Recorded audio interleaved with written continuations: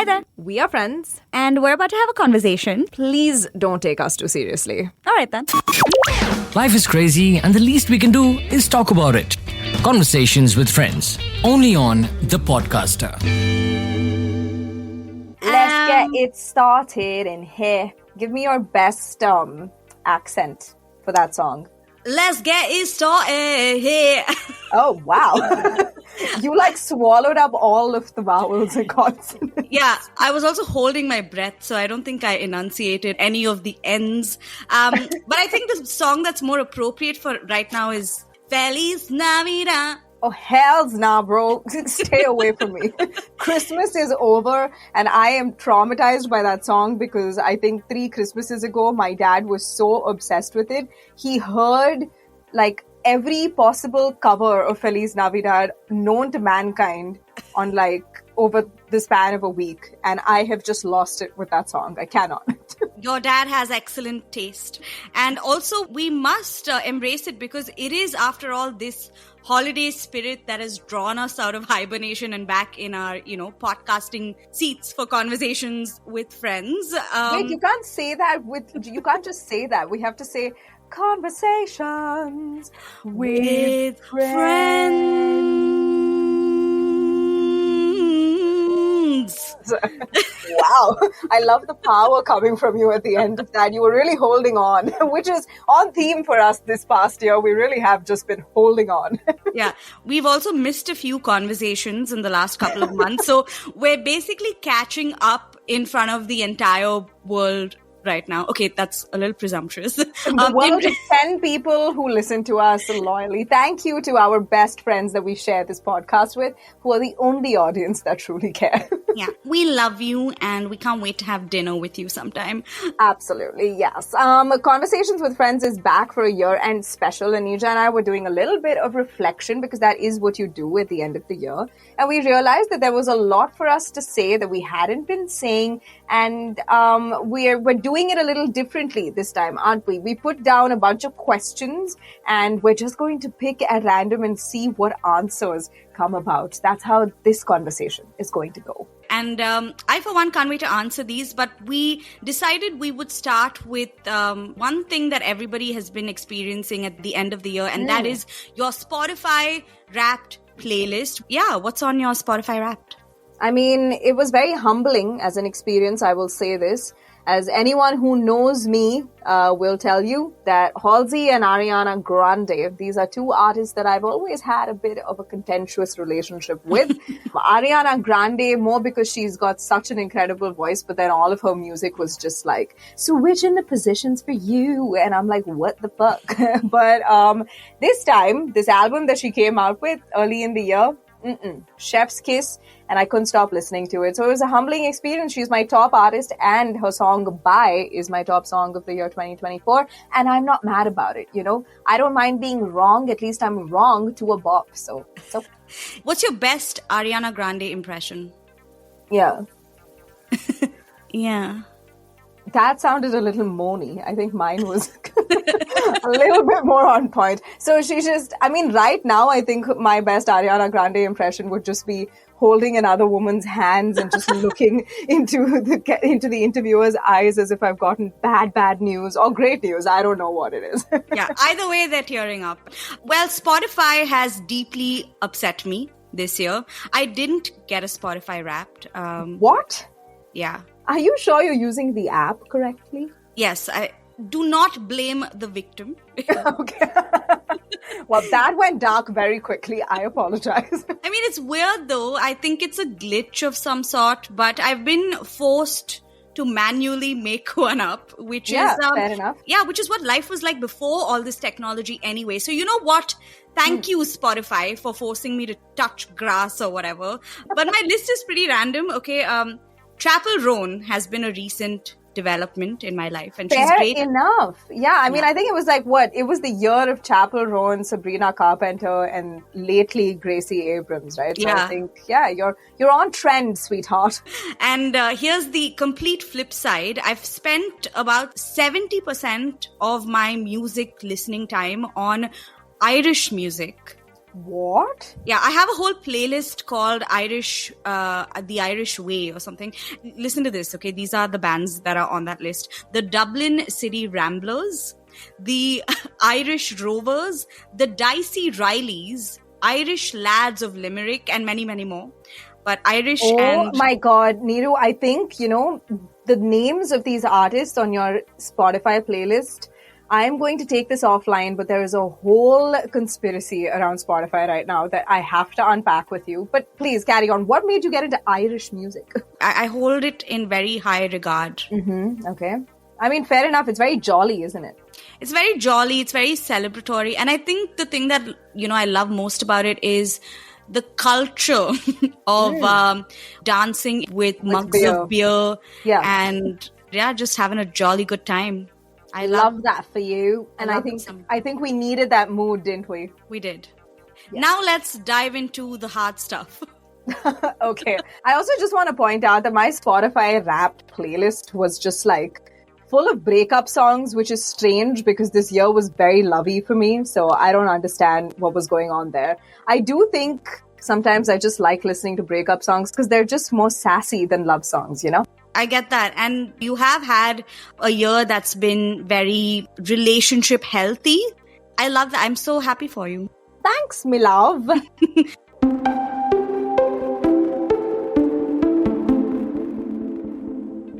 Let's get into the first question we put down here. What is the thing you're most proud of overcoming this year? The thing I'm most proud of overcoming this year would have to be my inertia when it comes to working out. So I have been trying, I think, almost for the past 2 years, right, to just get into a rhythm of movement because it really helps me and it makes me feel really good, both physically and mentally. And I think this year I finally hit my stride where like the breaks that I have taken from working out have been the smallest. So I'm really proud of myself for doing that and for getting to a point where like working out and just moving affects me so much that when I don't do it, I can feel the negative impacts of it. So that's what I'm proud of myself for. You look fabulous. Well, that came out of nowhere. I'm like so blushy right now, but thank you. Yeah. For me, we talked about how you've had a very relationship healthy year. I would say I have as well, but with myself because, I broke up this year. We ended a 5-year relationship. I keep saying we to you like we did it together, but me. I was was I there for the conversation? Did we do it together? Yeah, the person I was with. And it's just not a thing that I thought I'd be able to get over very quickly. But I keep saying this. I feel like all that sadness I felt from having lost the relationship kind of took a backseat this year. Maybe I overlooked it rather than overcame it, but whatever, that's just my way of coping, I suppose. And I've been using this phrase, and I'm going to insert it here as well. I think I finally climbed over the mountaintop of relationship grief, and now I'm making a steady descent. Descent into where? I don't know. No, okay, maybe a steady descent into a lovely Irish land. Let's just say that. But that's amazing. I love that for you. And, I think it's such a core part of you to be around people and be with someone that I think you discovering this other part of yourself who actually really enjoys your own company because you are a jolly good time. Is wonderful. I'm so happy for you. That's sweet. Feliz Navidad. Oh, shut up. Okay. All right. If there was a memory box that kept memories alive, what memory from 2024 would you relive? Oh God. You know what? I have to say that I don't have an answer for this one. I can't pick just one. And I think this is because this year have just been very, intentional about living in the present and like not letting my emotions get the better of me. So I think I've just been enjoying all of the moments and I'm very happy that they came and that they went as well. So I think that's my answer. I sound like an asshole, but No, you don't, because I was thinking the same thing. There aren't a bunch of memories that I would necessarily like to relive because, like you said, it's more about staying in the present, enjoying it. And I think if I were to relive it, the beauty of it might just fade a little bit. But there is one that comes to mind. Yes. You know, my sister lives in the US, and the four of us, me, my parents, and my sister, are rarely together, right? And she'd come down, and we were in a room together. And my dad said something funny at my expense, as it always is. I'm the youngest in the family. But all four of us just sort of burst into laughter. It's just this like warm feeling that you don't get to feel as often as you did when you were a child, right? Also, you don't appreciate it when you're a child, but it's a thing that stands out starkly when you're older. And that's a memory from this year that keeps coming back to me. And I would definitely like to go back and revel in it for a little bit longer. That is a very wholesome memory, and I think a great choice. And I'm so happy that you got to experience that as well. It's left me feeling warm and fuzzy for you. Okay, Cynthia, let's move on to something a little lighter. Yeah, Hey man, you can't call me Cynthia. I don't have tears rolling down my eyes yet. Okay, I like this. Okay, what pet peeve did you develop this year that you're adding to your list of pet peeves, and why? Like, when did you realize that, oh my god, this is a pet peeve? You know, surprisingly, I've learned to let go of so many things this year, including being annoyed by someone's, what do you call them? Annoyances. Okay, Mother Teresa, I'm gonna spill the tea. Yeah, but I will say, sorry, I'm joking. Just give me a second. Oh my god. Oh, God, are we just turning into old men? This is not the transition I wanted for me going into 2025, but it seems this is what the plan is. Life is crazy, and the least we can do is talk about it. Conversations with friends, only on The Podcaster. Okay, so a pet peeve, people who talk about themselves excessively and don't For a listen. podcaster who interviews people all the time. Maybe I'm a little out of touch with where this pet peeve is coming from. People in general who don't listen or who take no interest in the other person. It's something I've maybe noticed a little bit more this year. Stands out to me as a pet peeve. You? You know what? That's a great one, actually. I think I'll share that with you. I'll just add it to my list. Live vicariously through you. I think mine is... So I've been in quite a few situations this year where I feel people sort of just like pretending that everything is okay and like not really being honest with themselves or with the people around them. And I think that kind of annoys me quite a lot. I feel that's fair, right? That's okay. Yeah. Yeah. This is specifically also in context with just like friendships some of the time. I just feel like it's not very cool to just be like, oh yeah, everything's fine. No, what do you mean? And then it's like clearly not fine. And I'm like, can we just have the conversation with friends and then move on? Yeah, I agree. I think part of also developing a friendship and allowing it to mature and progress is to have the tough conversations. So the pretense can be a bit much, but yeah, I guess people deal with things their own way and can't really fault anyone. But if you're a friend of Ahalya's, just speak up. Thank you. I love that PSA.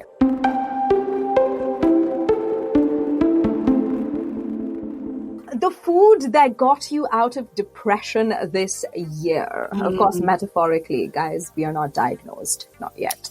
It's so hard to pick. God, I just completely overlooked that. I'm like, yeah, probably, yeah, it's fine. I made a lot of lasagna in 2024, more than I've ever made or eaten in my whole life. So yeah, I think also frozen yogurt. I've been having a lot of frozen yogurt this year. What is a good frozen yogurt in India? I've been wanting to try it, but the last time I had it, it was Epigamia, and then that was just too sweet. So there's this place called My Froyo Land. They have some great frozen yogurt. They have like all kinds of flavors, but I especially love the blueberry, and they have like a wild berries one now. They have a wine flavored froyo on their menu right now. Oh my god, we must. I think the food that got me out this year would probably have to be, you know what I've been eating a lot of is just like these lavaches and like kakra and stuff with dips. I think it's just crunchy things with dips. That's what's been my situation this year, because I absolutely love it. It gives you everything you need.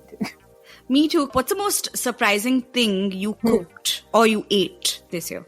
Bro, the fact that I cooked is the most surprising thing. So there is that. Actually, very recently, I made chicken casserole with my dad. He has a great chicken casserole recipe. So I made that with him. And I also learned how to make fruitcake with my mom. But I mean, I loved cooking with my mom, but I don't like fruitcake. So there. I need this chicken casserole recipe. I have it on me right now. I will send it to you. Yeah. I think the most surprising thing I ate this year is a butter fish. What in the hell is that? I know it's a dish in a Japanese restaurant here in Chennai. Just a fillet of fish. Is it fillet or fillet? I've always had this problem. Just when you don't know the pronunciation of a word, pronounce it entirely wrong. Okay. You'll get away with it. That's a great idea. It was just a filet of fish boiled in butter, I think. It's so incredibly good. And I think the most surprising thing I cooked is probably a salad. Well, you know what? I love salad, but also butterfish. I don't know. There's something about that does not sound that appetizing to me, especially when you added the description. I think it's boiled in butter. That just sounds quite gross. You have to get your butt here as soon as you can. My butter here? Yeah. Okay, what is something new you discovered about yourself this year? Something new that I discovered about myself this year is that I can actually be chill. I do have the ability to be chill in my life. Woo! Yeah, that sounds like the most tight-ass thing to say, but it's true. I realize that I have the ability to relax. But yeah. No, because I think a lot of times before, I was just constantly focusing on not being stressed. And I think this year I kind of accepted that I do have a tendency to get stressed out easily. So instead of worrying about that, I've been focusing a lot more on just like when I'm stressed, how to relieve my stress. And that's made me generally more relaxed and go with the flow types. This is an excellent thing for you. I can't even begin to tell you how happy I am that you've made the discovery that there isn't, in fact, a stick up your ass and you can be relaxed. I have been waiting for this moment. Thank you for seeing me.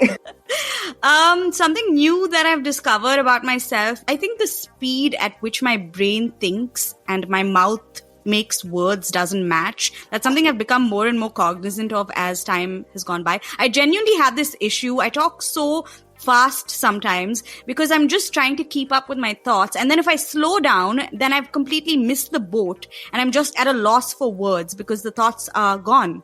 I don't know. Have you ever noticed this where I just forget what to say? You know what? I have. And sometimes you'll just pause. It's almost as if you're waiting for the silence to complete the thought and the other person's just standing there like, you're not saying anything actually. That's exactly what I feel seen as well. This question has really shown a spotlight on our souls.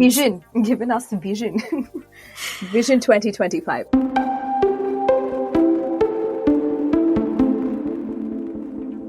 What's the thing that made you cry the hardest? What's the thing that made you laugh the hardest?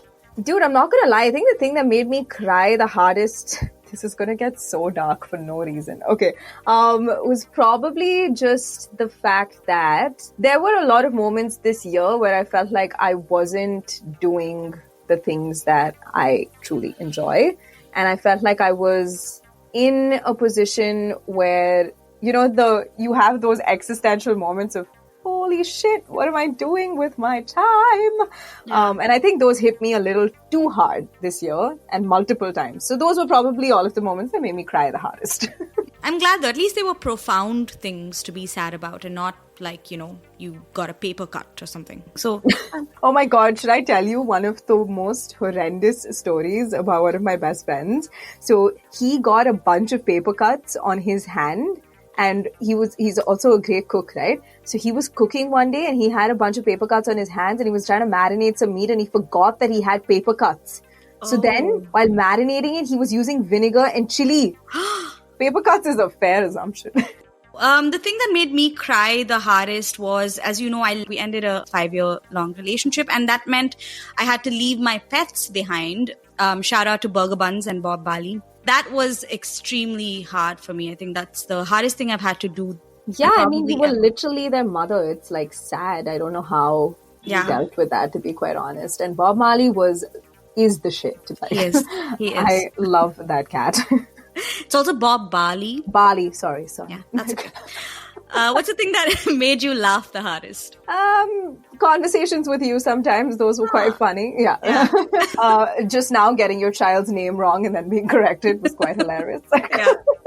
Again, I think my answer to this is probably the same as the whole memories thing, because I think there were so many moments that were quite funny and joyous, and I lived them, and I'm happy that they were there, and that's pretty much it. I don't think there was like one moment that just had me rolling on the floor. That's beautiful. It's great that you've had a year where you can't pinpoint a specific that's true. moment that's made you laugh the hardest. I think I've had one of those years as well. I mean, good friends and conversations with friends have been quite funny, but stories of people falling as well. I've heard a lot of those this year for some reason, and that's made me laugh like tremendously. You know what? That's a very like old dad thing of you to say. Like, I think my father finds the most joy in watching people get injured. And I'm like, this is quite strange. An evolution. Fine. I think making a chicken casserole and watching videos of people falling will be the way I start 2025. Love it. Love it. Like a true dad. Oh, I have a good one. Because, we talked about food, so how can we not talk about liquor? That's right. If 2024 was a cocktail, what would the recipe be? Okay.